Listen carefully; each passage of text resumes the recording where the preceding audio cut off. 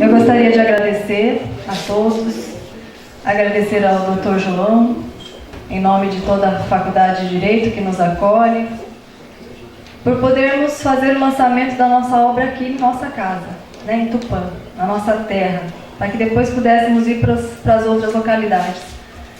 Para falar para vocês, os alunos, que são a razão de tudo, que são a razão de nós estarmos aqui, a razão dessa pesquisa, a razão porque vocês são, sim, o futuro.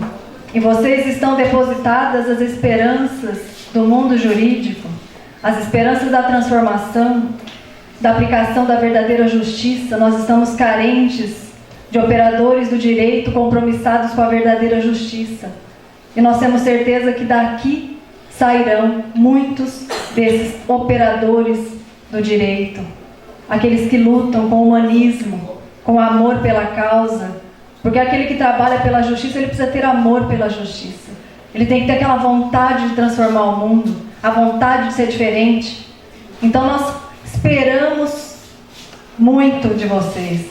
Então nos ombros de vocês paira uma responsabilidade muito grande, mas nós sabemos que todos, um por um, vocês são capazes de tudo isso.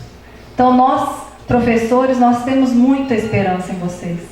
Então hoje eu vou falar um pouquinho desse livro, que, como disse nosso querido professor Valdeci, é um resultado de uma pesquisa científica.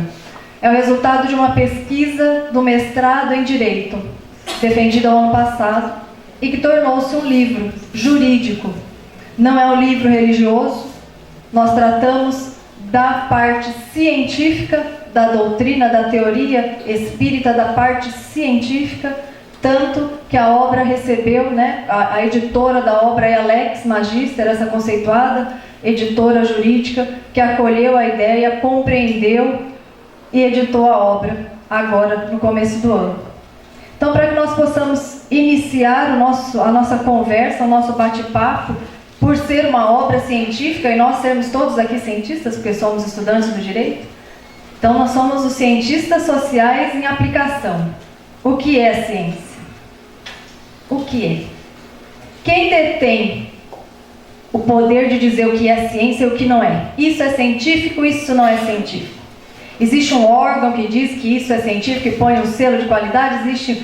Existe? A ciência é neutra? O cientista, ele consegue ser neutro na hora que ele está ali fazendo a sua pesquisa? Ele consegue ser neutro? Será que ele consegue? Nós somos seres humanos. E por mais que a ciência necessite ser neutra, o cientista não consegue. Porque ele não consegue abandonar os seus valores, as suas crenças, onde ele cresceu, o seu contexto social. Então ele carrega o que ele é. Então isso está implícito na pesquisa, na ciência que ele está fazendo. A ciência, na verdade, são modelos, métodos, uma metodologia. Como diz Freire Maia, ciência pode ser definida como conjunto de descrições, interpretações, teorias, leis, modelos, etc., visando ao conhecimento de uma parcela da realidade que se verifica por meio de uma metodologia especial, ou seja, a metodologia científica. Então são modelos, a metodologia que nos levará a conhecer uma parcela da realidade. Porque aquilo que nós muitas vezes ouvimos, isso é científico, é comprovado, então é ciência, é a verdade absoluta. Isso não existe. Porque nós sabemos que a ciência está em constante transformação. Ela modifica-se com o tempo. Conforme vão surgindo novas tecnologias, muda-se um paradigma científico e novas descobertas aparecem. A ciência muda o tempo todo. O tempo todo. Então nós não podemos, acharmos que somos detentores da verdade absoluta. Nós conseguimos um pedacinho da verdade. Então a ciência é isso, são modelos. E nós vamos tratar hoje desse modelo, desse método científico. E nós vamos falar hoje da doutrina espírita, o aspecto científico da doutrina, porque ela tem 3 aspectos: filosófico, científico e religioso. E tem um conhecimento magnífico, um mundo de saber, um mundo de conhecimento em cada aspecto desse da doutrina. Mas como nós estamos numa academia de ciência, academia do direito, e essa é uma obra científica, nós temos que nos pautar simplesmente no aspecto científico. Então, Não temos como falar de ciência sem falar de Thomas Kuhn. Thomas Kuhn e seus paradigmas científicos, que muito auxiliou, né? O estudo desse filósofo e desse cientista muito tem auxiliado a filosofia da ciência e a própria ciência. Porque ele nos mostra que a ciência modifica-se de tempos em tempos. Então, num período em que as pessoas e os cientistas gostavam de dizer que não, a ciência é uma verdade absoluta, ele vem e quebra tudo isso. Então, ele nos mostra que uma ciência, para ser considerado ciência, ela faz uma viagem, ela tem uma trajetória. Começa na pré-ciência, porque na pré-ciência existem várias investigações, cada um investiga de uma forma, todo mundo tenta, mas não se entende. Não existe um paradigma, não existe um modelo científico ainda. Existem várias investigações diferentes, mas ninguém chega a um consenso. Então essa é a fase da pré-ciência. É a preparação para que nós possamos chegar à ciência. E aí nós vamos avançando e de todas essas investigações diferentes nós chegamos a um paradigma científico, aceito pela comunidade científica. Um modelo só. Então todas aquelas divergências são saneadas e surge um paradigma científico.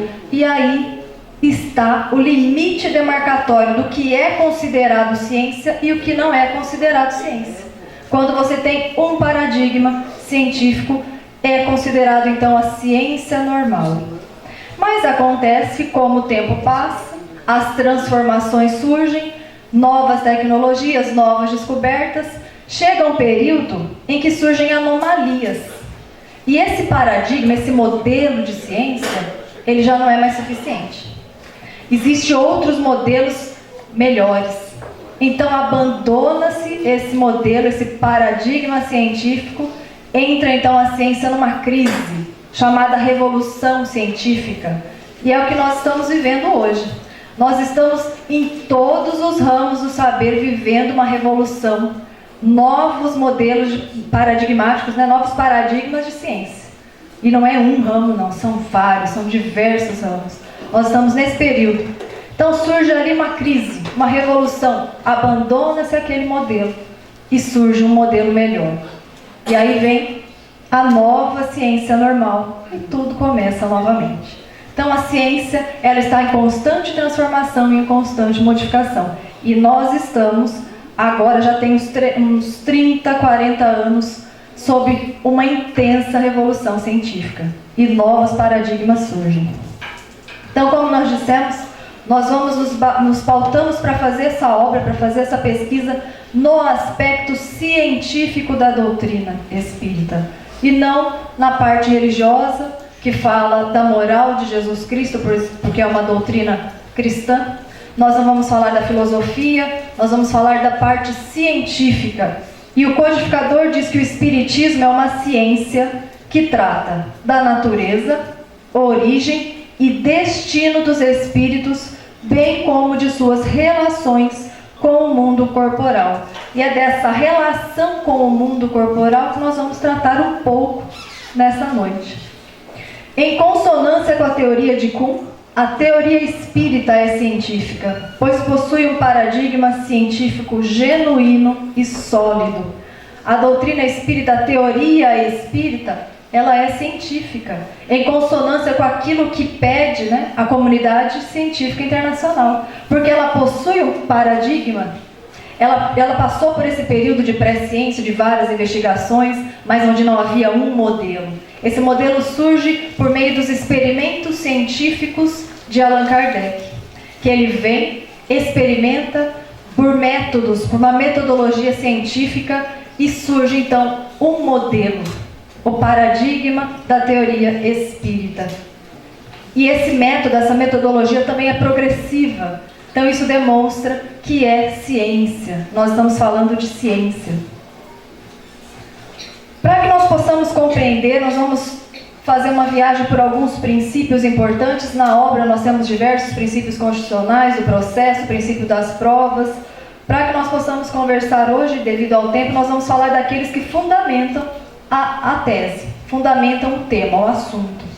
Então, Dworkin denomina princípio como um padrão que deve ser observado, como uma exigência de justiça ou equidade ou alguma outra dimensão da moralidade. Então, princípios são padrões, exigências. E os princípios jurídicos, se nós pudermos imaginar o nosso ordenamento jurídico como um edifício, um grande edifício. Nós precisamos do princípio que seria ali a base. Para que nós pudéssemos ter um edifício sólido, nós precisamos de uma base sólida, né? Então, essa base seriam os princípios jurídicos.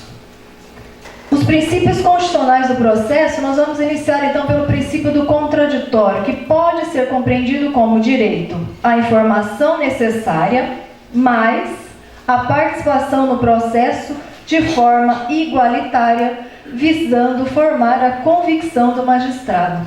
Então, informação necessária, porque as partes precisam da informação para que elas possam se manifestar. Mas não só a informação é a notificação, a citação, mas não só a informação. Ele precisa da participação, as partes precisam participar do processo de forma igualitária. Elas precisam participar de forma a convencer, a tentar mostrar para o magistrado aquilo que se alega. Então, eles precisam de alguma forma demonstrar por meio das provas, das manifestações, eles precisam mostrar para o magistrado que aquilo que eles estão dizendo é a verdade, para que o magistrado possa formar a sua convicção e julgar. Então é preciso que todos tenham a condição de desenvolver, de participar desse processo. Temos também o princípio da proibição da prova ilícita. O princípio da proibição da prova ilícita está previsto no artigo 5º, inciso 56 da Constituição Federal, que diz que são inadmissíveis no processo as provas obtidas por meios ilícitos. Então, se é meio ilícito, não pode. Uma prova ilícita não pode participar do processo. E o que é uma prova ilícita? Uma prova colhida mediante ofensa ao direito material. Uma prova obtida por meio de tortura, ela pode participar do processo? Não. Uma interceptação telefônica que não foi autorizada pode ser utilizada? Nós temos até o princípio ali que pesa os valores para poder utilizar isso, da proporcionalidade, mas, em regra, nós não podemos utilizar uma prova ilícita, né? Então, o Código de Processo Penal, em seu artigo 157, dispõe: são inadmissíveis, devendo ser desentranhadas do processo, as provas ilícitas, assim entendidas, as obtidas em violação a normas constitucionais ou legais. Então, prova ilícita não pode ser utilizada no nosso processo, no nosso ordenamento. E nos princípios das provas, nós temos o princípio da livre admissibilidade da prova. A prova, desde que seja lícita, sempre deve ser admitida no processo para o esclarecimento da verdade. Esse também é o conhecido princípio da liberdade probatória. Então, no nosso ordenamento jurídico, nós temos esse princípio que permite que todas as provas possam ser utilizadas no processo com liberdade, como nós vimos no princípio passado, desde que sejam lícitas, porque as provas ilícitas elas não podem ser utilizadas. Então, se a prova é lícita, ela pode ser utilizada no nosso processo, no nosso ordenamento, para que nós possamos tentar, mostrar a verdade, porque nem sempre a verdade ela consegue ser demonstrada, mas se aproximar ao máximo da verdade na tentativa de convencer o juiz daquilo que se alega. No nosso ordenamento nós não temos um rol taxativo, uma tabela ali de provas, essa pode, essa não pode, não existe isso. O que existe são as provas mais usuais. E aquelas que não estão ali elencadas, elas podem ser utilizadas? Não tem lá uma tal prova, mas eu posso usar? Desde que ela seja lícita, ela pode ser utilizada. Por força do princípio da livre admissibilidade da prova. Princípio do livre convencimento motivado é aquele que permite ao juiz decidir a causa de acordo com o seu livre convencimento, fundamentando as razões da sua decisão. Então o juiz ele possui a liberdade para decidir, para valorar a prova de acordo com o seu entendimento. Não existe uma tabela de prova que ele precisa... Já existiu, né, no passado. Hoje não tem uma tabela de prova, essa prova vale mais, essa vale menos, você tem que decidir de acordo com isso. Não, ele vai decidir de acordo com o seu convencimento, com o seu entendimento. Ele possui essa liberdade, né, naquelas provas que lhe foram apresentadas. Obviamente que ele não vai buscar uma prova lá fora. Aquilo que foi apresentado para ele ali, ele vai ver qual que é a prova melhor, né, ele vai estudar ali aquele caso, de acordo com o seu convencimento, ele vai decidir e vai fundamentar, né? Vai dizer a razão da sua decisão. Esse é o princípio do livre convencimento motivado. E nós temos que falar também um pouquinho do direito à prova. O que é? O que é a prova? A prova é um instituto dos mais importantes para o processo. Porque como vamos decidir uma causa, uma lide, sem prova? Não dá, né? Então nós precisamos compreender a prova como um instituto de suma importância para o convencimento do magistrado. Cambe diz que a prova é vista como um instrumento pelo qual as informações sobre os fatos são introduzidas no processo, visando a formação do convencimento do juiz. E os meios de prova compreendem-se como meios de prova todos os recursos utilizados direta ou indiretamente, para a comprovação da verdade buscada no processo. O que se busca, né, quando você entra com o processo? O que você busca? A justiça. Né? E como que nós vamos buscar a justiça? Por meio da apresentação das provas. E aí nós conseguimos provar aquilo que nós estamos alegando. Então, buscando a justiça, essa busca pela justiça, nós vamos precisar passar pelas provas. E os meios de provas, ali no artigo 332, ele diz que todos os meios legais, bem como os moralmente legítimos, ainda que não especificados nesse código, são hábeis para provar a verdade dos fatos em que se funda a ação ou defesa. Todos os meios legais, moralmente legítimos e lícitos, mais uma vez. Então, se uma prova não está ali especificada nos códigos processuais, como nós já vimos, de acordo com o princípio da liberdade probatória, se essa prova é lícita, legítima, nós podemos utilizá-la, sim, como prova no processo. E aí, diante dessas primeiras reflexões, para que nós possamos compreender um pouquinho como é possível uma prova psicografada no processo. O que é uma psicografia? Nós precisamos entender. Então, aqui, como nós somos todos cientistas do direito, estudantes, então nós precisamos entender o que é mediunidade. E o estudante, o cientista, é aquele que sabe que não sabe nada. Né? Aquele que quanto mais estuda, mais percebe que ante a infinidade do saber, ele não consegue atingir tudo. Aquele que sabe pouco, ele tem certeza de tudo. Mas aquele que estuda muito, ele sabe que ele não sabe nada. Então nós precisamos conhecer, nós precisamos estudar, nós precisamos buscar, nós nunca podemos estar acomodados. Jamais. Nós precisamos estudar, estudar, estudar para sempre. Porque o saber é infinito. E por mais que a gente estude a vida inteira, ainda não será o suficiente. Mas nós vamos fazer a nossa parte, né?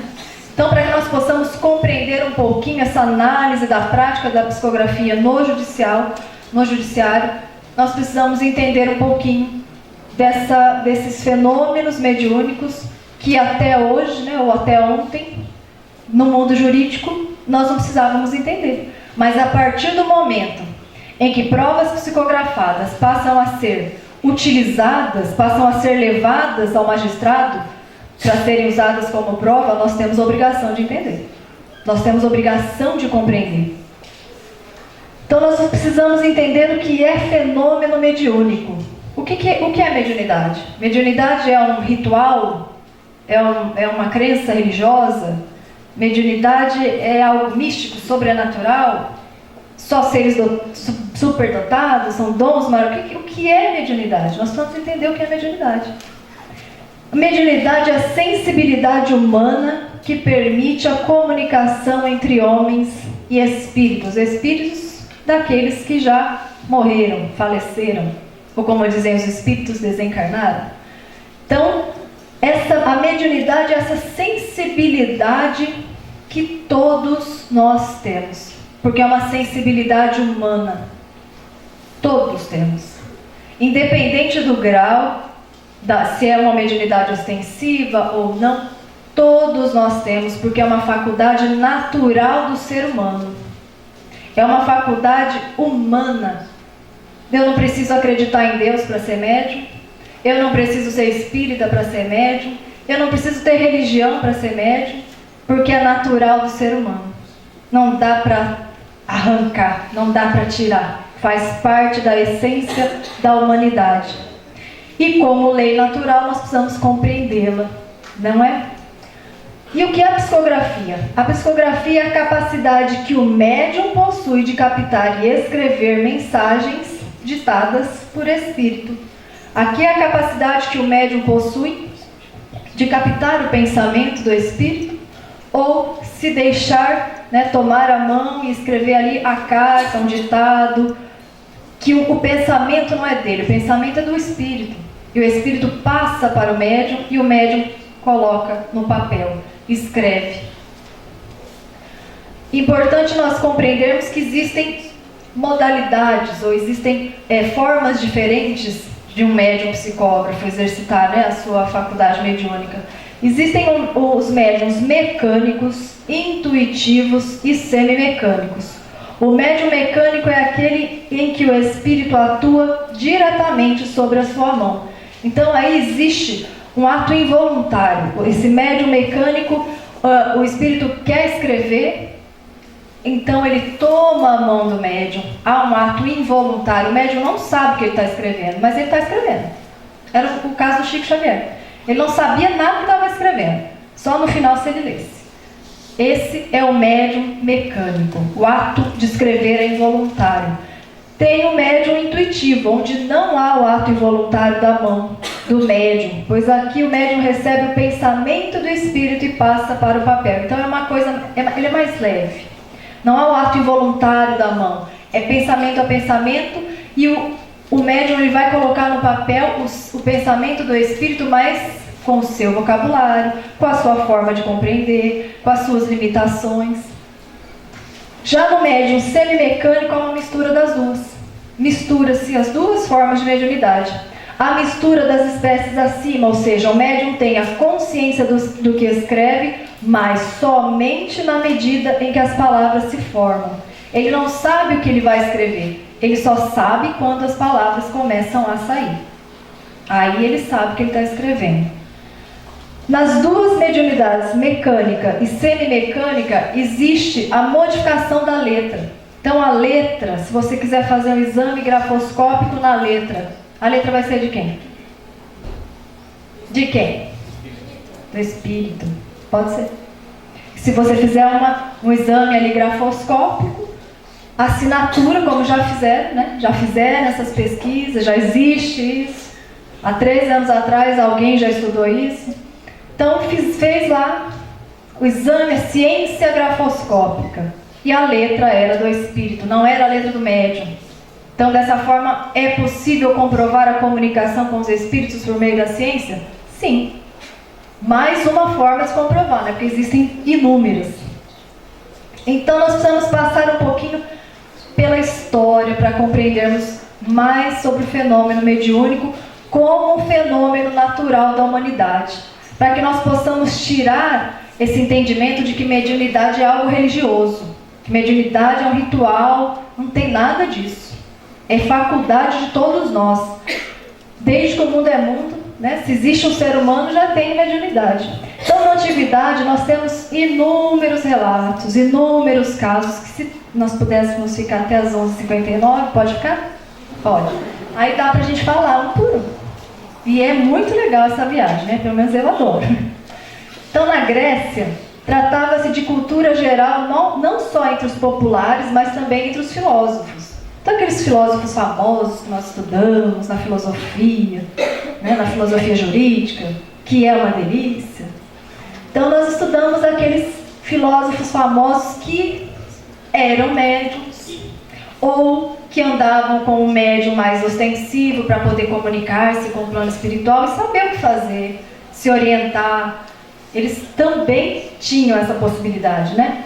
Nos templos gregos existiam os pitons e as pitonisas. Já ouviram falar nesse nome, né? Pitonisa, bonito nome, né?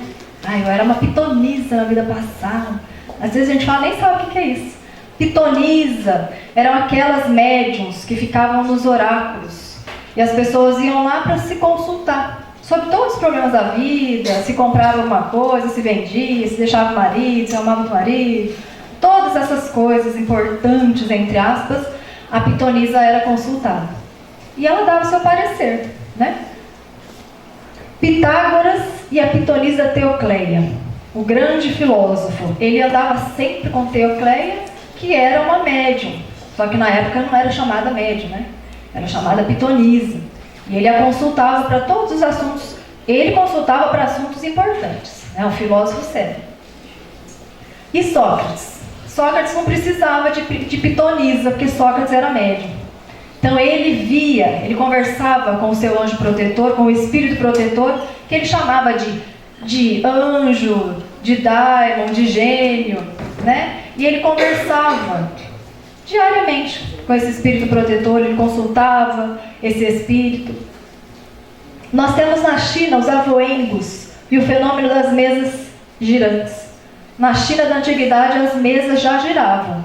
Isso não surgiu lá na França com Allan Kardec. Lá atrás já tinha mesa girando para um lado para falar sim, para o outro para falar não, e as pessoas consultavam. Assim como vocês faziam, brincadeirinha do copo, que eu sei, quando vocês eram pequenos. Perigo isso, gente. Não façam isso.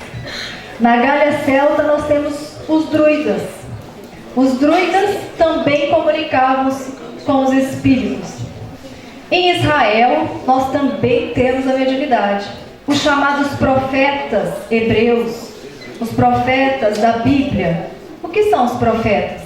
Com quem eles conversavam?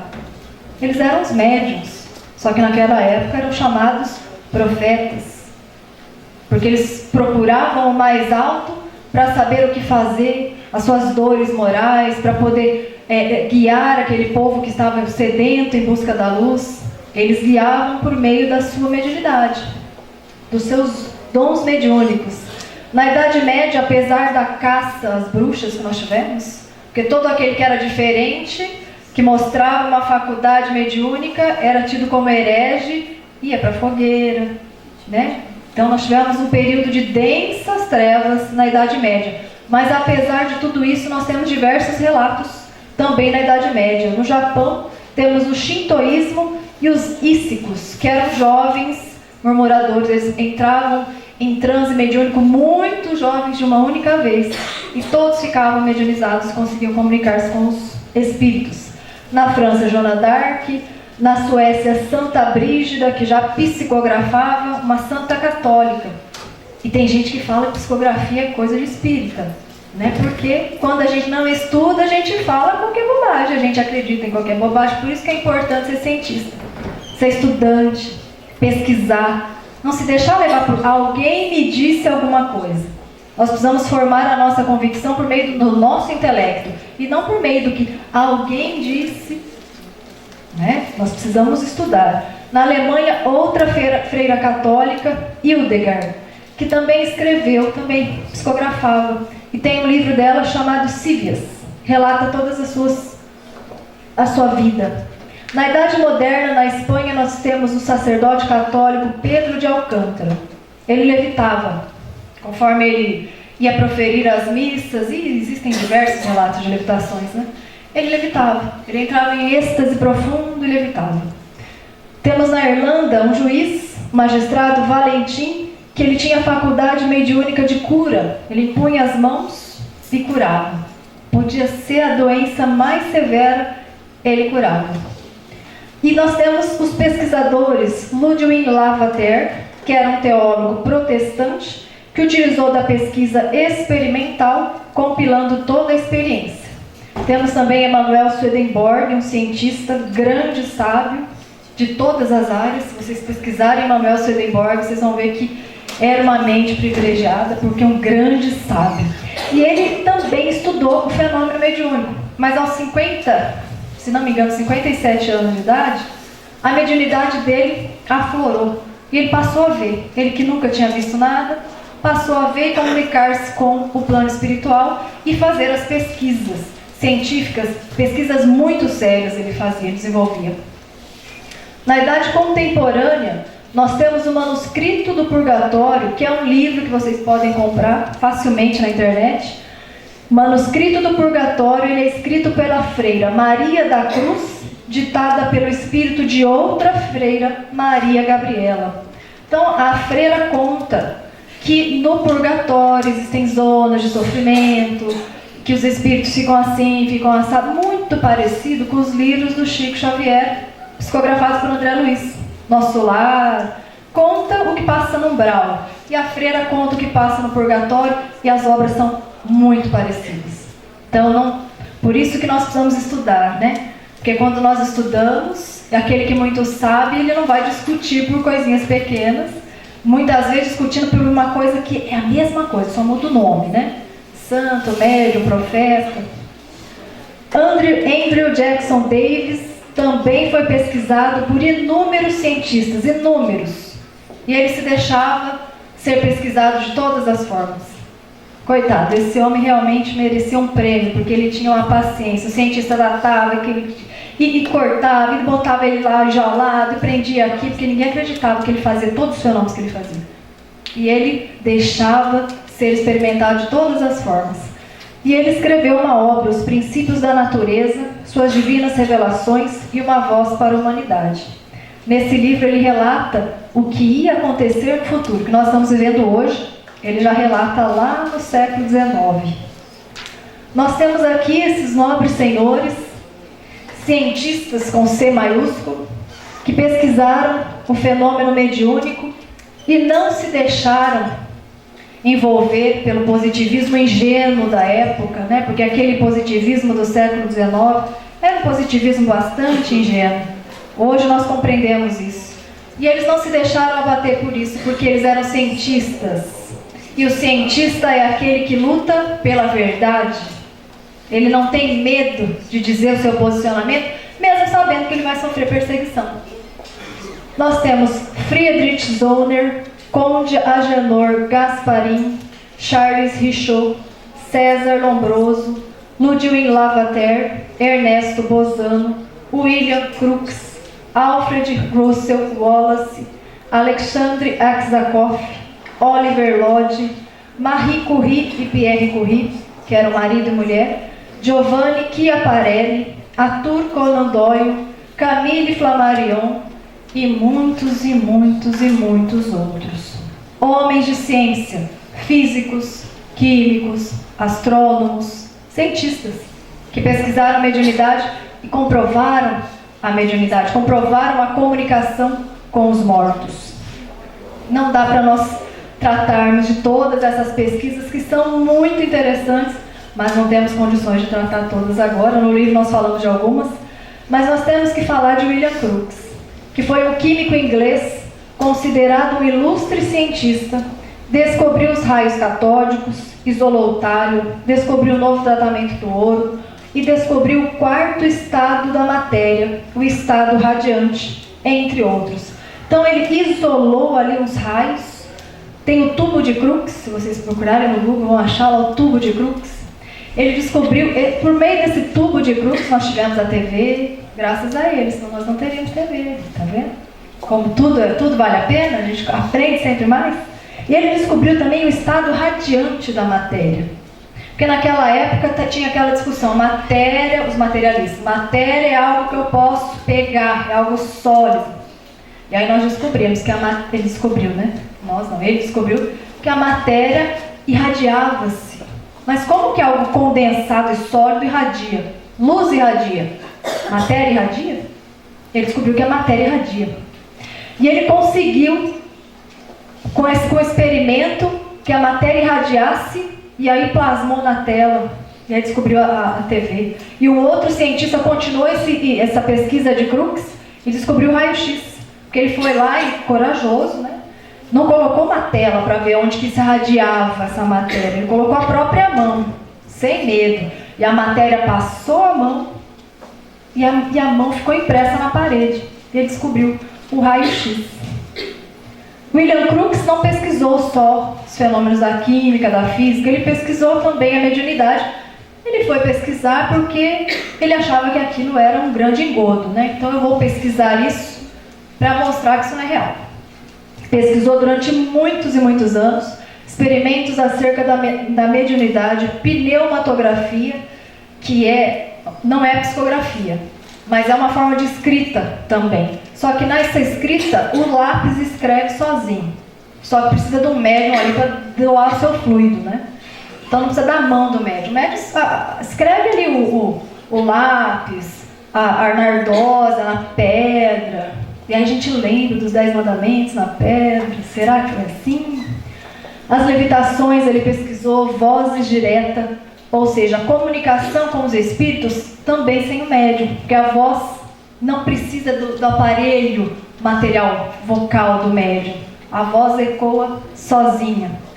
Ele pesquisou as aparições luminosas, objetos transportados de um lugar para o outro, de uma cidade para outra. Às vezes eles queriam lá, estamos com vontade de uma planta que tem sol, não sei que país. Caía lá o vaso de planta com raiz e tudo. Já pensou o medão, gente? Você tá lá, eu queria tanto comer um chocolate suíço, de repente, isso não acontece, né? Isso não acontece. E ele estudou as materializações de espíritos, as famosas materializações onde os espíritos materializavam. E era possível tocar o espírito, conversar com o espírito, abraçar o espírito, pegar no colo o espírito. Isso não é para saber que já existe esse tipo de coisa, já faz tempo. Então ele media as pulsações desse espírito materializado com o nome de Kate King, e a médium que doava os fluidos era Florence Cook. Esse espírito que aparece de branco foi pesado, cortou cabelo, cortou as vestes, mediu a pulsação, que esse espírito também tinha pulsação, está materializado. Mediu a pulsação dela, mediu a pulsação do médium, da médium, para ver se era a mesma, totalmente diferente. Fotografou diversas vezes o espírito, tanto é que nós temos essas fotos. Pena que não é digital, né? A gente já botava no Facebook agora, olha o que eu chuto, não tinha isso naquela época. Mas olha o que fez esse cientista no século XIX. Faz tempo.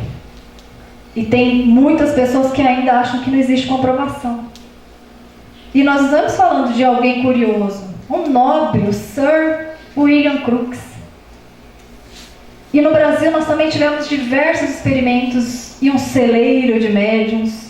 E no exterior nós temos também. E nós temos também na polícia, tanto na britânica quanto nos Estados Unidos, existe a utilização de médiums para desvendar crimes. Nós temos hoje quantidades imensas de pesquisa envolvendo mediunidade em todas as áreas. A medicina está avançadíssima nesse aspecto.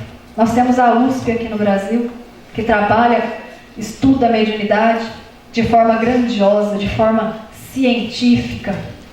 No Brasil nós tivemos um educador chamado Eurípides Barçanufo e depois Chico Xavier, que foram dois grandes médiuns, mas mais do que médiuns, dois grandes seres humanos. Porque a mediunidade deles era incrível, era. Mas o que eles fizeram em vida é muito mais incrível do que a própria mediunidade. O legado de humanidade, de amor ao próximo, de renúncia, de entrega que esses senhores deixaram é incrível. E eu dedico a obra a esses dois grandes seres, que para nós são verdadeiros exemplos de vida, né? Eurípides Barçanufo foi um educador em Minas Gerais, na cidade de Sacramento. Ele possuía todas as faculdades mediúnicas que Allan Kardec codificou na obra Livro dos Médiuns, todas. Mas aqui todo mundo já conhecia e era comum na cidade e na região, era a do desdobramento. Então ele era professor, os aluninhos entravam ali naquele profundo silêncio porque sabia que o professor estava entrando em transe e que ia sair do corpo. Como assim? Ele entrava em transe, adormecia, os alunos ficavam quietinhos. Naquela época, olha como que a aluna era diferente. Ficava todo mundo quietinho. professor saía do corpo em espírito, materializava-se numa fazenda longe, quilômetros e quilômetros e quilômetros de distância, fazia parto, curava, ajudava um aqui, um ali, e voltava e relatava para os alunos. Então os alunos ficavam esperando a expectativa do relato. O relato eram todos incríveis, né? Isso era natural, isso acontecia várias vezes ao dia. Todo mundo ali via isso, todo mundo sabia, isso era comprovado, era notório acontecer isso. Então, certa vez, ele saiu com os alunos e eles tinham, ali tem um rio chamado Ribeirão Borá, uma pedra enorme, eles encontraram. Então, os alunos escreveram todos os nomes, todos os alunos escreveram os nomes. Aí o professor falou, vamos jogar para a natureza, jogou no rio. Aí deixou a pedra e foi embora. Quando eles chegaram na sala de aula, a pedra estava em cima da mesa. E eles adoravam essas experiências com um professor desse, né? E nós temos Chico Xavier, o maior médium em escritos psicografados no Brasil e no nosso planeta, né? Quase 500 livros psicografados e mais de 15 mil cartas confortadoras. Ele foi pesquisado por inúmeros cientistas.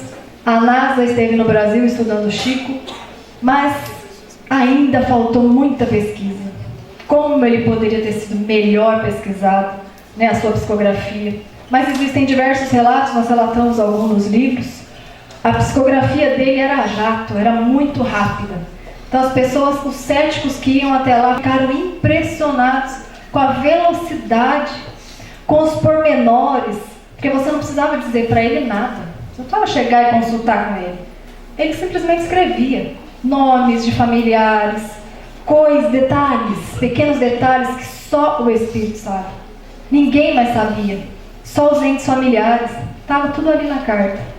E ele foi pesquisado também por Carlos Augusto Perandrea, Dr. Carlos Augusto Perandrea, que foi um perito criminal, um perito do judiciário. Pesquisou a psicografia de Chico Xavier. Então aí nós vamos fazer essa análise. Pode uma psicografia ser utilizada como prova? Como? Como ela pode?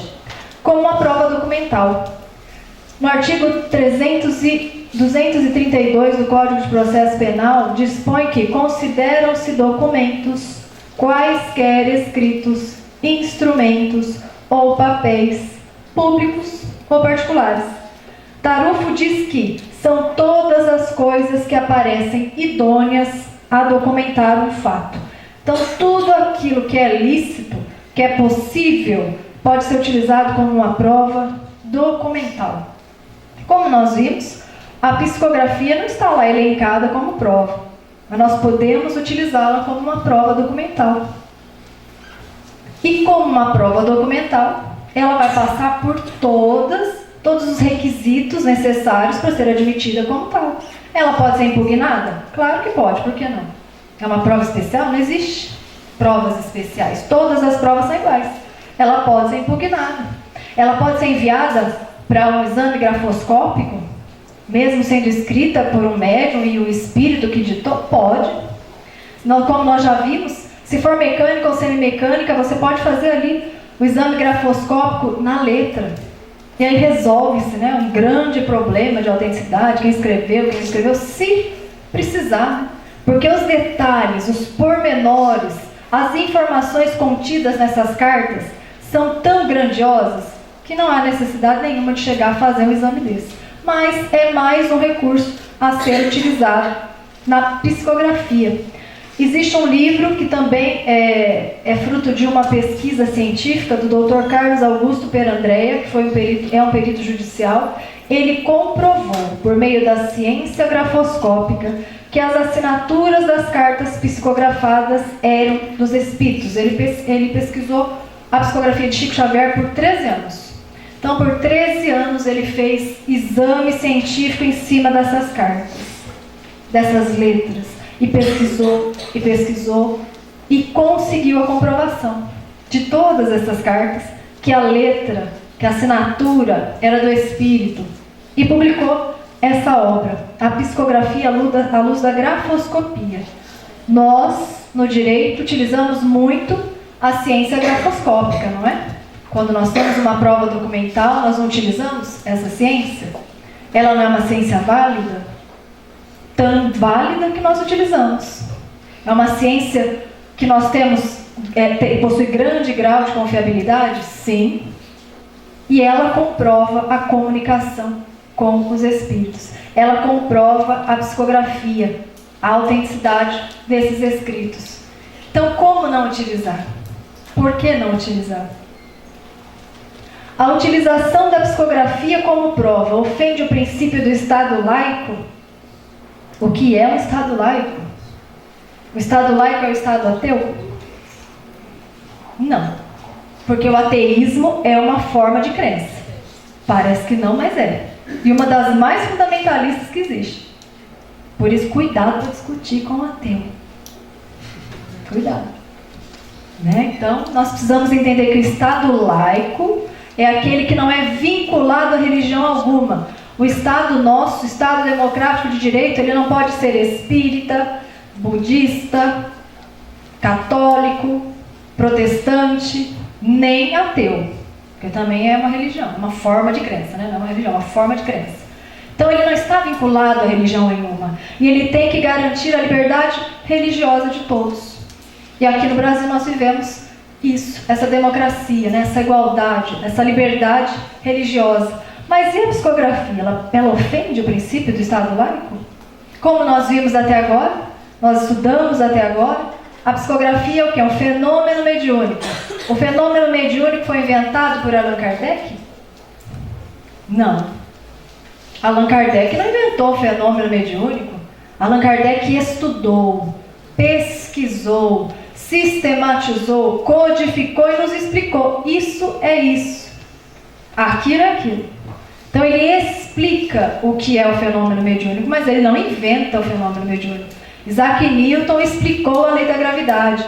Isaac Newton descobriu a lei da gravidade, ele inventou a lei da gravidade. São coisas diferentes.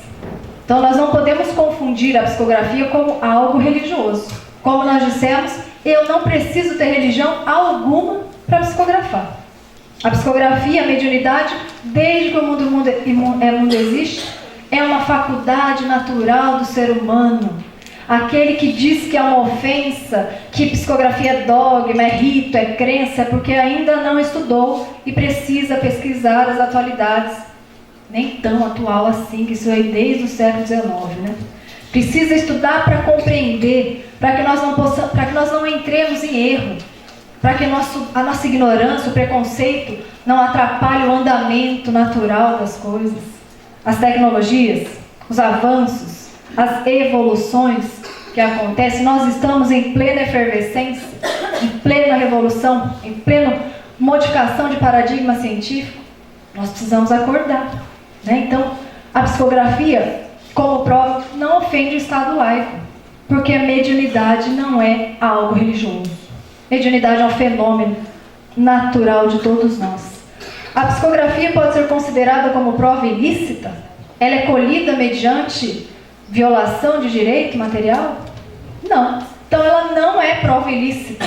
Tem jurista dizendo que ela é prova ilícita. E a gente não consegue entender. Como assim é prova ilícita? Qual é a violação? Não tem. E assim também entendeu a primeira Câmara Criminal do Tribunal de Justiça do Rio Grande do Sul, por seu relator, o desembargador Manuel José Martinez Lucas, que diz: tenho que a elaboração de uma carta supostamente ditada por um espírito e grafada por um médium não fere qualquer preceito legal. Pelo contrário, encontra plena guarida na própria Carta Magna, não se podendo incluí-la entre as provas obtidas por meios ilícitos. Então ela não é uma prova ilícita. E ela ofende o princípio do contraditório? Nós já estudamos, passamos pelo princípio do contraditório. A prova psicografada, quando juntada aos autos, ela vai ofender o princípio do contraditório? Informação necessária mais participação. Participação plena. As partes precisam participar do processo. Ela não ofende. Não existe ofensa ao contraditório, já que a prova poderá ser contraditada no momento de sua apresentação, como qualquer prova documental. Ela é, gente, mais uma espécie de prova. Não é a única prova que vai ser colocada num trono. Não existe isso. É mais um meio de prova. Não é para engessar o direito, é para facilitar a busca pela verdade. é para facilitar a busca pela justiça, a aplicação da justiça. Então é mais um meio de prova. E como mais um meio de prova, ela pode sim ser contraditada. Ela pode ser impugnada. Então ela não fere o princípio do contraditório. Nós vimos que pelo princípio do livre convencimento motivado, o juiz possui ali a liberdade para valorar as provas de acordo com o seu entendimento. Ele vai receber as provas e valorá-las de acordo com o seu entendimento. E que nós temos no nosso ordenamento a liberdade probatória. Não existe limitação quanto aos meios de prova, desde que sejam lícitos. A prova psicografada não é uma prova ilícita. Não é uma prova ilícita. Então ela pode ser utilizada. Não ofende os princípios constitucionais, então ela pode ser utilizada. A psicografia, portanto, pode ser aceita como prova judicial, porque ela não ofende nenhum preceito constitucional, processual. Ela não ofende os princípios jurídicos. A prova psicografada, quando nós passamos a compreender o que é uma psicografia, o que é uma mediunidade, nós conseguimos compreender e chegar nesse ponto, nessa conclusão. Ela não ofende, ela pode sim ser utilizada como prova judicial. A prova é um direito fundamental. É um direito fundamental. Então nós não podemos negar o direito à prova. Uma prova dessa que chega até o juiz, o que o juiz vai fazer? Ele precisa agora compreender. Ele vai ter que buscar meios de conhecer a psicografia, a mediunidade, para saber o que fazer com uma prova dessa. Se aceita ou não. Ele tem a liberdade para fazer isso, para aceitar ou não aceitar essa prova. Então, diante de tudo isso que nós expomos, sim, é possível utilizar a psicografia como mais um meio de prova. Isso para facilitar a nossa busca incessante pela justiça. Porque nós estamos nos deparando com provas que vêm, psicografias que vêm até o judiciário para serem apreciadas. E isso tende a aumentar muito. Nós estamos aí nessa transformação paradigmática atual, isso vai aumentar. E o direito, como uma ciência que é, não pode ficar estacionada, sem saber o que fazer. Estão surgindo provas psicografadas. O que nós vamos fazer?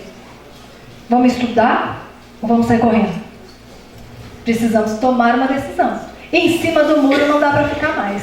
Então é preciso conhecer, para que nós possamos nos livrarmos da ignorância, principalmente do preconceito, porque preconceito e direito não combinam, né? Preconceito e ciência não combinam.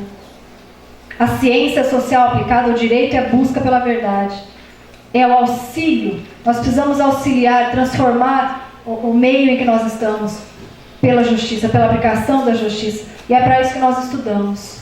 Então, o nosso recado é esse: a psicografia pode ser utilizada? Pode ser utilizada.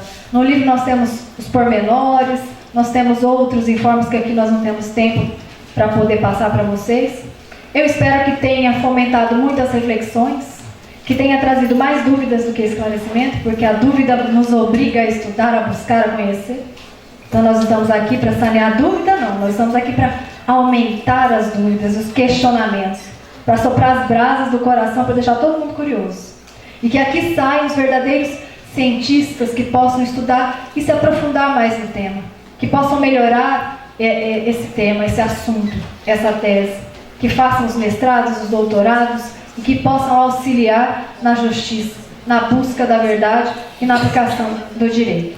Muito obrigada a todos.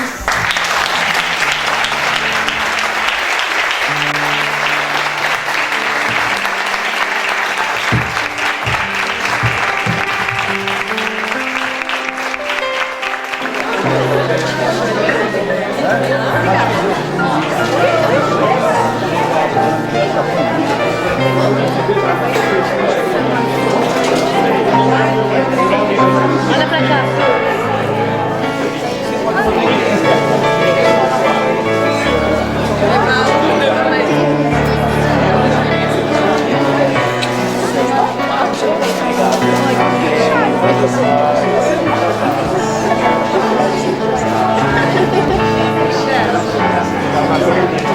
Deixa aí,